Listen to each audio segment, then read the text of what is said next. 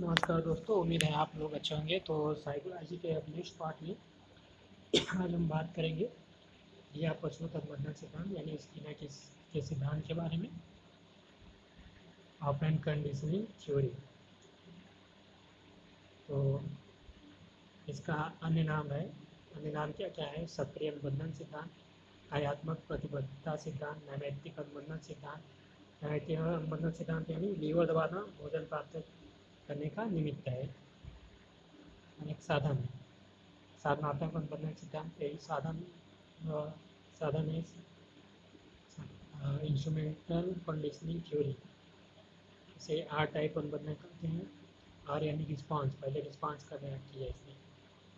पाँचवा है संभावित पुनर्वलन सिद्धांत, यहीं से निकलता है पुनर्वलन, ये पुनर्वलन की बात करते हैं। छठवा है आर्यस अनुबंधन सिद्धांत या आर आर सिद्धांत, आर्यस रिस्पांस स्टिमुलस अनुबंधन सिद्धांत। आर आर सिद्धांत रिस्पांस रीइंफोर्समेंट, यही ऊपर का रीइंफोर्समेंट को पुनर्वलन ही कहते हैं सिद्धांत। तो इसमें से जो आपको नाम याद रखना है तो क्रिया प्रसूत, ऑपरेंट कंडीशनिंग याद रखिए, सक्रिय अनुबंधन पहला वाला याद रखिए, नैमित्तिक अनुबंधन, साधारण अनुबंधन, आर टाइप और आर एस टाइप, ये याद रखना है। इसके प्रतिपादक बी एफ स्किनर, फुल नाम इनका बुरहस फ्रेडरिक स्किनर, पूरा नाम बुरहस फ्रेडरिक स्किनर। 1938 में अमेरिका के थे ये, हार्वर्ड यूनिवर्सिटी में प्रोफेसर थे। ठीक, तो इनकी पुस्तक का नाम साइंस इज ह्यूमन बिहेवियर, मानव व्यवहार का विज्ञान, साइंस इज ह्यूमन बिहेवियर, और दूसरा द बिहेवियर ऑफ ऑर्गेनिज्म। ये दोनों पुस्तकों का नाम याद रखिए आप लोग। आगे है स्किनर ने उद्दीपक नहीं तो अनुक्रिया नहीं का विरोध किया। और ये कह रहे हैं उद्दीपक नहीं है तो अनुक्रिया नहीं है, इसका विरोध किया। मतलब ये कहना चाह रहे हैं कि अनुक्रिया होगी, भले उद्दीपक रहे या ना रहे, लेकिन अनुक्रिया होगी। लेकिन बाकी अभी तक मनोवैज्ञानिक क्या कहते थे, अनुक्रिया होने के लिए उद्दीपक होना जरूरी है, लेकिन ये कह रहे हैं कि नहीं, उद्दीपक होना जरूरी नहीं है। यही इन्होंने कहा है, उद्दीपक नहीं तो अनुक्रिया नहीं का विरोध किया। मतलब अनुक्रिया होगी, उद्दीपक हो या अच्छा ना है, इसलिए इन्हें पहले किया। क्या कहा? क्रिया, यहाँ पे नाम में देखिए क्रिया, क्रिया ही लिखा है ना, क्रिया की ही बात कर रही है। क्रिया, रिस्पॉन्स। तो क्रिया पशु व्यवहार क्या है ये? व्यवहार वह व्यवहार जिसमें उद्दीपन की जानकारी नहीं होती, क्रिया पशु व्यवहार कहलाता है। जिसमें उद्दीपन की जानकारी नहीं होती, क्रिया पशु व्यवहार कहलाता है। उद्दीपन क्या है पता ही नहीं है, पहले वो क्रिया करने लगा, ये क्रिया पशु व्यवहार हो गया। यह सिद्धांत प्रभाव के नियम पर आधारित है। प्रभाव का नियम याद रखिए। इस सिद्धांत में अनुक्रिया तथा उसके बाद मिलने वाले परिणाम को मान्य है। सिद्धांत में अनुक्रिया, पहले अनुक्रिया करता है और उसके बाद मिलने वाले परिणाम को मान्य है, उसके बाद वो परिणाम है। बिल्ली पहले अनुक्रिया करती है, चूहा जो है, माँ कहिएगा, चूहा जो है वो पहले अनुक्रिया करती है। ठीक, चूहा अनुक्रिया करता है, उसे खाना मिलता है, भोजन मिलता है। इस सिद्धांत में अनुक्रिया तथा उसके बाद मिलने वाले परिणाम को मान्यता है। इस सिद्धांत में कबूतर का सफ़ेद चूहे का प्रयोग किया गया। किससे प्रयोग किया गया था इसमें? कबूतर पे भी प्रयोग किया, सफ़ेद चूहे पे भी प्रयोग किया। तो चूहा में पूछता है कौन सा है, काला चूहा, ऑप्शन में सफ़ेद चूहा लिखा है, सफ़ेद चूहा, वाइट वाला, जिससे बजरंगबली का गणेश जी का सवारी कहा जाता है, जिससे सफ़ेद वाला। कबूतर सफ़ेद चूहे पे प्रयोग किया। तो यहाँ पे आप ये स्किनर बॉक्स देखिए, Skinner's experiment with rat, the Skinner box. ये स्किनर बॉक्स नाम उनके शिष्यों ने उनके सम्मान में रख दिया, स्किनर बॉक्स। यहाँ पे अनुक्रिया सामान्यीकरण पर बल दिया है, रिस्पॉन्स जनरलाइजेशन। अनुक्रिया का सामान्यीकरण हो गया, वही अनुक्रिया जो है बार बार हो रही है। फिर अनुक्रिया सामान्यीकरण पर बल दिया है, ठीक, वही अनुक्रिया बार बार हो रही है, रिस्पॉन्स जनरलाइजेशन। सूत्र क्या है? ये तो मतलब पहले क्या क्या चूहा करता है, इस थ्योरी में क्या क्या पहले होता है। पहले अनुक्रिया होती है, रिस्पॉन्स होता है, और जब पुनर्बलन दिया जाता है रिइंफोर्समेंट, जब पुनरावृत्ति होती है रेपिटेशन, फिर वही वो बार बार करता है, एक साधन बन जाता है, लिंक जुड़ जाता है, एक उसके बाद अनुबंधन इंस्ट्रूमेंटल हो जाता है, इंस्ट्रूमेंटल कंडीशनिंग। तो ये उतना जरूरी बात नहीं है। तो यहाँ अब आगे देखिए, श्रृंखला चैनिंग, जटिल कार्यों को छोटे छोटे खंडों में तार्किक क्रम में जोड़ना, इसे चैनिंग कहते हैं। सीखना डायरेक्ट पूछता है चैनिंग की बात कौन करता है, तो इसकी बस। वंचन, वांछित अनुक्रिया होने तक उन्मूलन को रोके रखना, मतलब स्किनर ने तब तक पुनर्बलन नहीं दिया उसको जब तक उसने वांछित अनुक्रिया नहीं किया कर दिया। जैसे ही लीवर दबाया तुरंत पुनर्बलन दे दिया, पुनर्बलन को रोके रखा है जब तक उसने सही अनुक्रिया नहीं किया। तो वंचन शेपिंग और आकृतिकरण, रूप निर्धारण, क्रमिक सन्निकट, बालक के व्यवहार में वांछित परिवर्तन लाने के लिए पुनर्बलन का आंशिक प्रयोग करना, ऐसे ही शेपिंग करना। यह भी पूछा जाता है, बार बार शेपिंग आता है, इंग्लिश वर्जन याद रखिए। तो सीटेड रिपीटेड में तो काफ़ी पूछा जाता है शेपिंग शेपिंग शेपिंग। ऐसे तो ये दो प्रकार के होते हैं, वेदिक पुनर्बलन, क्रमिक उपागम। तो यहाँ पे कोई शेपिंग की बात कौन बताया, इसकी ना बस इतना ही याद रखना है। यहाँ पे आप चित्र देख लीजिए ठीक से। तो स्पीकर है ये, यहाँ पे साउंड लगा है, फिर से साउंड है। सिग्नल लाइट, लाइट का सिग्नल दिया जलाया जाता है उसके लिए, ये चूहा है ठीक, सिग्नल लाइट है। ये लीवर है, चूहा ये लीवर दबाएगा।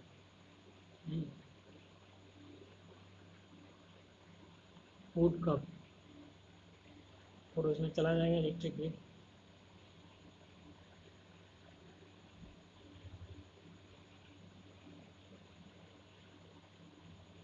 शॉक जनरेटर, यहाँ पे शॉक जनरेटर है।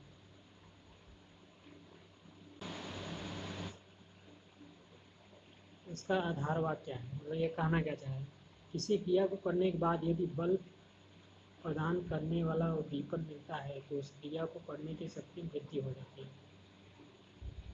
मतलब कोई कार्य करते हैं तो अगर पुनर्बलन दिया जाए, कार्य करने का और मन करता है, यदि कोई सक्रिय घटना पुनर्बलन उद्दीपक प्रस्तुत करती है तो सक्रिय अनुबंधन अधिक शक्तिशाली हो जाता है।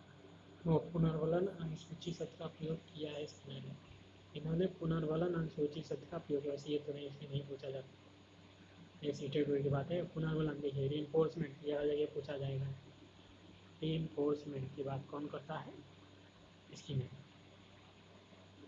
अनुक्रिया की गति में वृद्धि करता है, यही रीइंफोर्समेंट। कोई भी क्रिया करना है उसकी गति में वृद्धि हो, जल्दी जल्दी जल्दी निकलेगा। सकारात्मक पॉजिटिव पुनर्बलन क्या है, प्राथमिक भोजन पानी, भोजन दिया पानी दिया, गौण या द्वितीय धन प्रशंसा पुरस्कार। किसी बालक का अगर बालक के रूप में देखा जाए, पॉजिटिव पुनर्बलन पहला क्या है, भोजन पानी या कोई खाने वाली चीज़, पीने वाली चीज़ दे दिया जाए। द्वितीय क्या है, धन प्रशंसा या पुरस्कार, धन 1 रुपये 2 रुपये 10 रुपये 5 रुपये दे दिया जाए, प्रशंसा किया जाए, वाह शाबाश बहुत अच्छा है, पुरस्कार दे दिया जाए, कोई किताब दे दिया जाए, कोई मेडल दे दिया जाए। नकारात्मक में क्या है, जैसे शोर दंड पीड़ा अपमान आदि। नकारात्मक निगेटिव पुनर्बलन, शोर, शोर एक निगेटिव पुनर्बलन। दंड, दंड छात्रों को दिया जाए, पीड़ा किसी तरह छात्र को दिया जाए, जैसे वह गलत कार्य न करे, अपमान किया जाए छात्रों, उसको सबके सामने डांटा जाए। दंड देने वाला पुनर्बलन, वही दंड, कोई भी दंड दे सकते हैं। पुनर्बलन के प्रकार, सतत पुनर्बलन, निरंतर प्रयोग, निरंतर प्रयोग करते हैं। आंशिक पुनर्बलन 2 प्रकार का होता है, अनुपात पुनर्बलन प्रक्रियाओं की संख्या पर, मतलब प्रतिक्रियाओं की संख्या पर, ध्यान से समझिए, प्रतिक्रियाओं की संख्या। मान लीजिए 5 प्रतिक्रिया, तो हर एक 5 प्रतिक्रिया पर पुनर्बलन देंगे, हर एक 5 प्रतिक्रिया पर।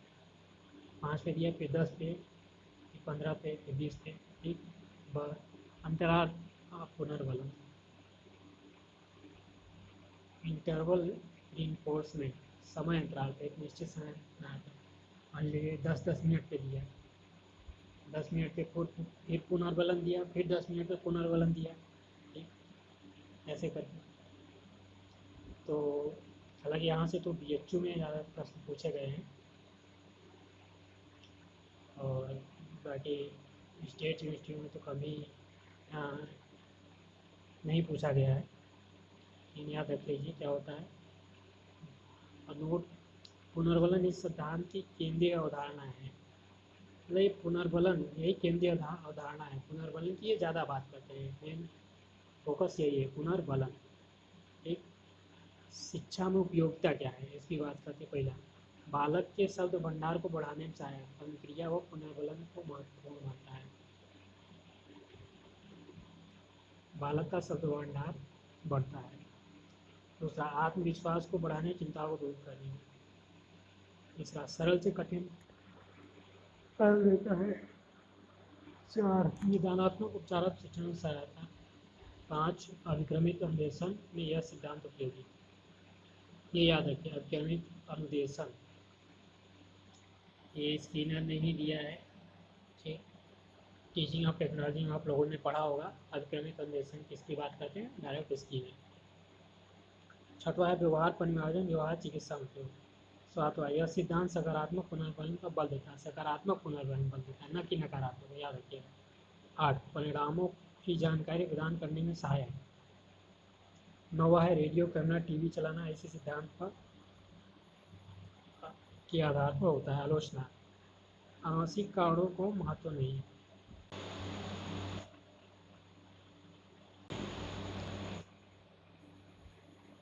तो विशेष तथ्य इसमें सिद्धांत की प्रमुख क्रियाएं हैं। संचयी रिकॉर्ड, कम्युलेटिव रिकॉर्डिंग, स्किनर ने पशु के व्यवहार को रिकॉर्ड करने इसका प्रयोग किया, इसमें अनुक्रिया की दर का पता लगता है, तो ये याद नहीं रखना है। वंचन, डिप्रीवेशन, पशु को निश्चित समय तक भूखा रखा जाता है, क्या होता है, वंचन। मैगजीन प्रशिक्षण, इसमें चूहे को भोजन कप के पास मैगजीन की आवाज़ को उसके पास जाना सिखाया जाता है। कार्यक्रमित सीखना, प्रोग्राम लर्निंग, अभिक्रमित अनुदेशन, ये जरूरी है, ये याद रखिए। यह सिद्धांत अभिक्रमित अनुदेशन पर आधारित है। सीखे जाने की सूचना छोटे छोटे चरणों में विभाजित करना, शिक्षार्थी क्रिया के तुरंत बाद परिणाम दिया जाता है, शिक्षार्थी अपनी गति से सीखता है। तो चौथा पॉइंट याद रखिएगा। 5वां है पुनर्बलन का महत्व। 2 प्रकार, सकारात्मक या धनात्मक पुनर्बलन, पॉजिटिव रीइंफोर्समेंट, और पुनर्बलन जिससे अनुक्रिया की संभावना बढ़ जाती है, जैसे भोजन। 2 प्रकार, प्राथमिक भोजन पानी, द्वितीयक या गौण प्रशंसा सम्मान। नकारात्मक में है वह पुनर्बलन जिसके हटने से अनुक्रिया की संभावना को शक्ति मिलती है, शोर, पीड़ा, अपमान आदि। वह पुनर्बलन जिसके हटने की अनुक्रिया की संभावना को हटने से अनुक्रिया की संभावना को शक्ति मिलती है। दंड क्या है, जिसके देने पर अनुक्रिया की संभावना कम हो जाती है, जैसे ट्रैफिक जुर्माना लगाना। छात्र रिकॉर्ड करके नहीं आया तो कोई दंड देना। पुनर्बलन अनुसूची 2 प्रकार के, सतत पुनर्बलन तो होगा, आंशिक पुनर्बलन ये भी हो ही गया है। इसके 4 प्रकार होते हैं, तो आंशिक के 4 प्रकार होते हैं। निश्चित अनुपात पुनर्बलन अनुसूची, यह क्या है, प्रत्येक निश्चित संख्या में अनुक्रिया पर पुनर्बलन, जैसे प्रत्येक 5 है, प्रत्येक 5 है, 5 किया आप पुनर्बलन दिया, फिर अगला 5 किया फिर पुनर्बलन दिया, फिर अगला 5 किया फिर पुनर्बलन, प्रत्येक निश्चित संख्या,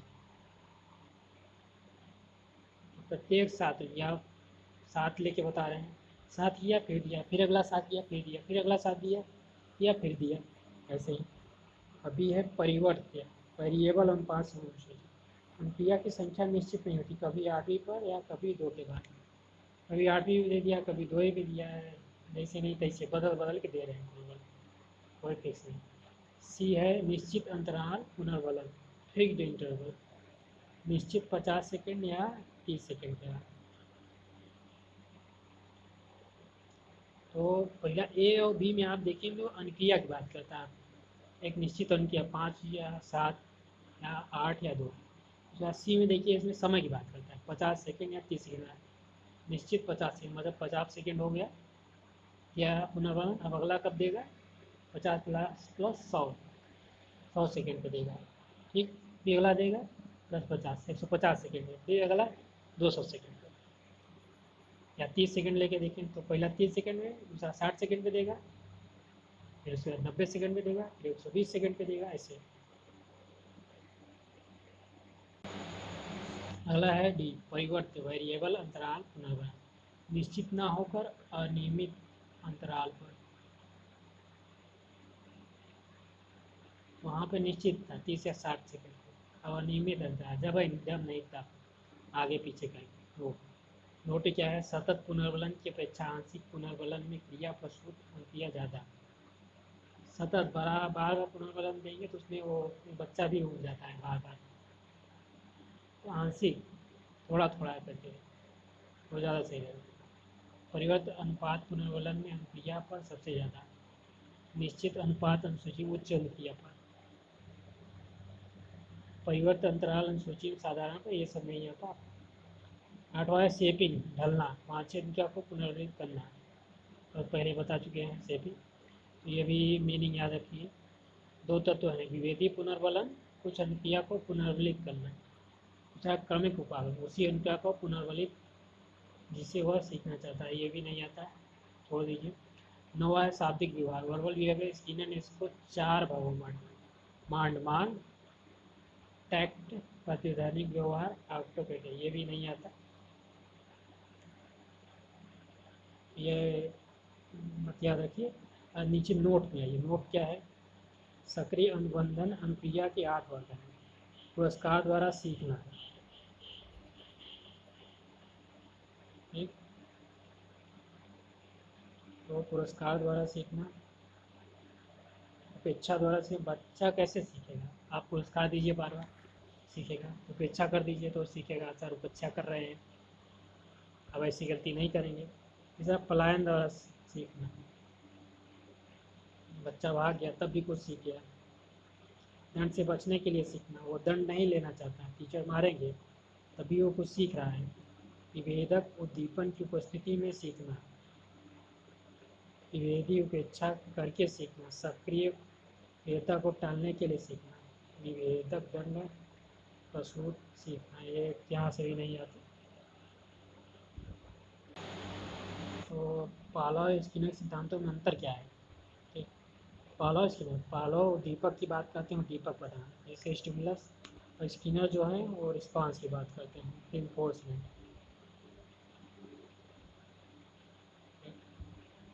रिस्पॉन्स है, इन्फोर्समेंट नहीं। तो दीपक सामान्यीकरण, स्टिमुलस जनरलाइजेशन, एक दूसरा है अनुक्रिया, रिस्पॉन्स जनरलाइजेशन की बात करते हैं। पावलोव पुनर्वलन पहले देने की बात करते हैं, स्किनर बाद में देंगे, पहले चूहा जो क्रिया करेगा, ठीक, बाद में पुनर्वलन देंगे। और पावलोव को उसको पहले पुनर्वलन देना क्या, पावलोव पहले खाना लेके आ गए, महक रहा है, तब वो क्रिया किया। चौथा वातावरण प्राणिक कार्य होता है, पावलोव कहते हैं वातावरण प्राणिक, पूरा वातावरण कुत्ते काम कर रहा है, स्किनर कहते हैं प्राणी वातावरण कार्य नहीं, चूहा जो है, कबूतर जो है वो वातावरण पर काम कर रहा है, तब जाके से बदलेंगे। 5वां है सीखना उद्दीपक के स्थानांतरण पर है, पावलोव कहते हैं सीखना अनुक्रिया की श्रृंखला व परिष्कार पर है। 6वां है यूसीएस व सीएस का युगलीकरण,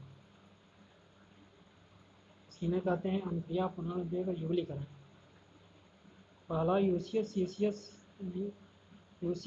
के युगलीकरण, ये अनुक्रिया व पुनर्वलन, रिस्पांस और रीइंफोर्समेंट, आर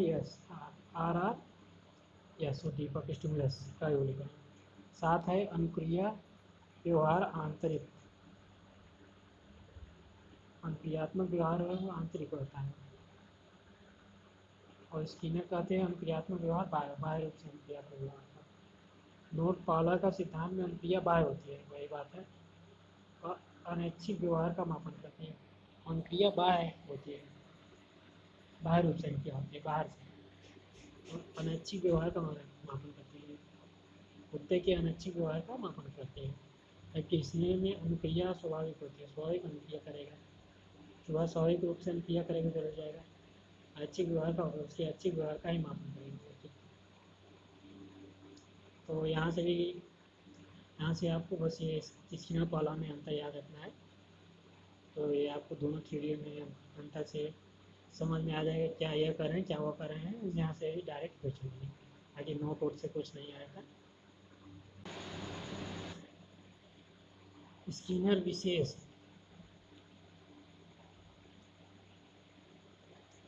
तो ये 1904 से 1990 तक मेरा कार्यकाल रहा, जीवित रहे।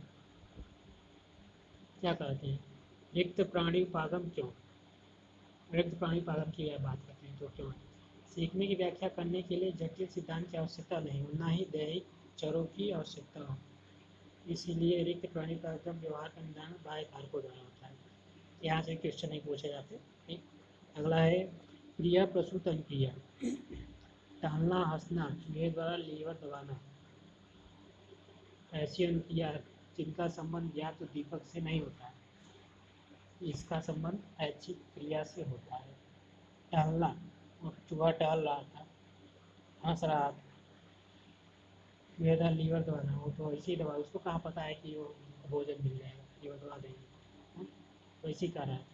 ऐसी अनुक्रिया जिसका संबंध ज्ञात तो दीपक से नहीं था, उसे पता ही नहीं था भोजन लगता है, इसका संबंध ऐच्छिक क्रिया से होता है। ऐच्छिक क्रिया मतलब वो अपनी इच्छा से कर रहा था। अगला है क्रिया प्रसूत में व्यवहार वो उसके परिणाम पर बल दिया जाता है, व्यवहार और उसके परिणाम पर बल दिया जाता है, सापेक्ष पुनर्बलन पर बल दिया जाता है, व्यवहार परिणाम पर दिया जाता है। अगला चूहे पर प्रयोग किया गया बांस का नाम पहले क्रिया प्रसूत अनुबंधन कक्ष था, बाद में स्किनर बॉक्स रखा गया। पहले क्या नाम था, क्रिया प्रसूत अनुबंधन कक्ष, क्योंकि स्किनर ने पहले इसकी खोज की थी तो उन्होंने का नाम रख दिया, बाद में उनके शिष्यों ने स्किनर बॉक्स रख दिया। अगला है 1938 पहली पुस्तक द बिहेवियर ऑफ ऑर्गेनिज्म, पुस्तक का नाम याद रखें। और 1953 में साइंस एंड ह्यूमन बिहेवियर, ये है, वर्बल बिहेवियर नहीं पूछा जाता। बियॉन्ड फ्रीडम एंड डिग्निटी, ये याद रखिए। इंडिया ओल्ड एज, ये भी नहीं। शेड्यूल ऑफ एनफोर्समेंट, ये याद रखिए। इन्हें योगदान अवार्ड एपीए का फुल फॉर्म होता है अमेरिकन साइकोलॉजिकल एसोसिएशन, एपीए। और नेशनल मेडल ऑफ साइंस से सम्मानित किया गया। स्किनर के व्यवहारवाद को वर्णात्मक व्यवहारवाद भी कहा जाता है, वर्णात्मक व्यवहारवाद। स्किनर ने अंधविश्वास व्यवहार का अध्ययन किया। पावलोव के समान स्किनर ने विलोपन व स्वतः पुनर्लाभ अवधारणा का प्रयोग किया। तो यहाँ से आप बुक का नाम याद रख लीजिएगा, ठीक। और यहाँ से तो कुछ नहीं है पूछा जाता।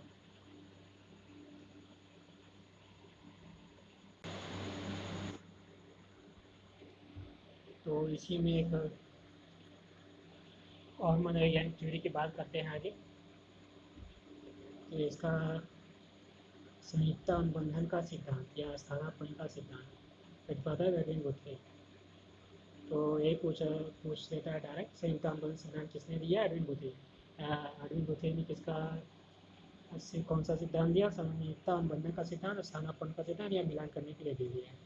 इस सिद्धांत में उत्तेजना तथा अनुक्रिया के मध्य संबंध स्थापित करने बल दिया जाता है। प्रयोग खरगोश, जैसे प्रयोग किया खरगोश के बल, बस डायरेक्ट यही नाम याद रखना है, खरगोश पे और एडविन गुथ्रे, सुल्तान सिद्धांत, ये तीन याद रखना। बाकी इसके अंदर से कुछ नहीं पूछा जाता, फिर भी मैं बता दे रहा हूँ। गुथ्री का प्रतिस्थापना सिद्धांत। गुथ्री के अनुसार सीखना उद्दीपक और अनुक्रिया के मध्य पुनर्बलन के आधार पर नहीं अपितु संयुक्ता के आधार पर है। संयुक्ता के आधार पर यह आधार है, पुनर्बलन पे नहीं है। अभी तक से पुनर्बलन की बात, ये कहते हैं संयुक्ता। तो इसको ऐसे भी याद रखेंगे, गुथ्री का संयुक्ता का सिद्धांत याद रखिएगा। गुथ्री का संयुक्ता का सिद्धांत, ये याद रखिए, ऐसे ही रख लीजिए, लिख लीजिए अपने कापी में। गुथ्री का संयुक्ता का सिद्धांत, गुथ्री का संयुक्ता अनुबंधन सिद्धांत, ये याद रखिए। उत्तरी का संयुक्तानुबंधन सिद्धांत, उत्तरी का स्थानापन्न सिद्धांत। आगे क्या कहते हैं, सीखना एक ही प्रयास का परिणाम होता है, इसलिए इसे एकल प्रयास सिद्धांत भी कहा जाए। एकल प्रयास सिद्धांत। उत्तरी के अनुसार सीखना अनुक्रिया को उत्तेजकों की तरफ से प्रतिस्थापित करने की प्रक्रिया है। तो ये उत्तेजक यानी स्टिमुलस S1, S2, S3 ये सब स्टिमुलस हैं, उत्तेजक, तब जाके सीखता है।